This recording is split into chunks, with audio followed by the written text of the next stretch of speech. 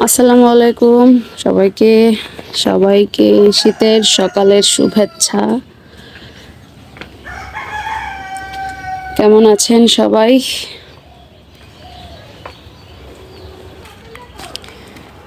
আসসালামু আলাইকুম হাজেরা, কেমন আছো? ভালোই আছি। শীত পড়ে গেছে, তুই গেঞ্জি পরলে শীত মানাইবো? হ্যাঁ, গেঞ্জি পরলে শীত মানাইবো? সোয়েটার পরস না? ওই শীত লাগে না?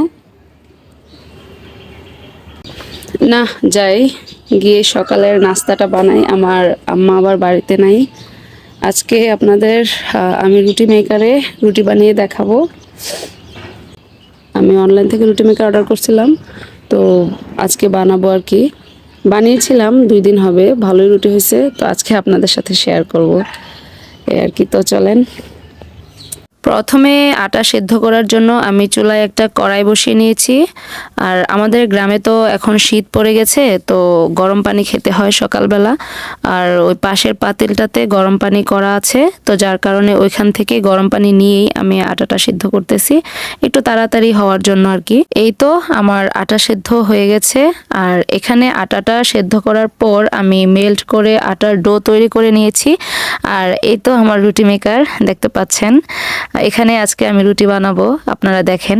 আর রুটি মেকারের উপর যে পলিটা আছে এটা কিন্তু থাকবে, কারণ কাঠ তো বার্নিশ করা, এই বার্নিশের রংটা না হয় রুটির মধ্যে লেগে যাবে, যার কারণে পলিটা মানে থাকাটা ভালো আর কি। তো এই তো দেখতে পাচ্ছেন আমি রুটি মেকারের ভিতর একটা আটার ডো নিয়ে ভালো মতো চাপ দিলাম।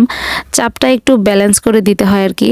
একেবারে জোরেও চাপ দিবেন না, আবার একেবারে আস্তেও না, মানে মিডিয়াম পর্যায়ে যেটাকে বলে। কি সুন্দর রুটি হয়েছে মাশাল্লাহ, দেখতে পাচ্ছেন। রুটি বানানোর পর যখন আমরা রুটিটা রাখবো চালনের মধ্যে, তখন কিন্তু হালকা গুঁড়ি উপরে ছিটিয়ে দিতে হবে।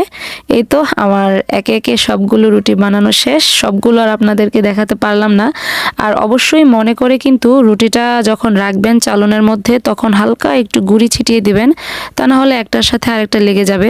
কারণ এখানে কিন্তু আমরা রুটি মেকারের ভিতরে কোনো আমরা গুঁড়ি ব্যবহার করতেছি না, যার কারণে রুটির উপরে গুঁড়িটা দেওয়া আর কি। এখন হচ্ছে রুটিগুলো সেকার পালা, কারণ রুটিগুলো ফুলে কিনা সেটাও তো দেখতে হবে। তো চলুন, রুটিটা আমি এখন একটা তাওয়ার মধ্যে দিয়ে দিলাম। আমি কিন্তু আগে রুটি ফুলাতে পারতাম না, এটা আমি আমার আম্মার কাছ থেকে শিখেছি। এই তো দেখছেন কি সুন্দর রুটি ফুলেছে।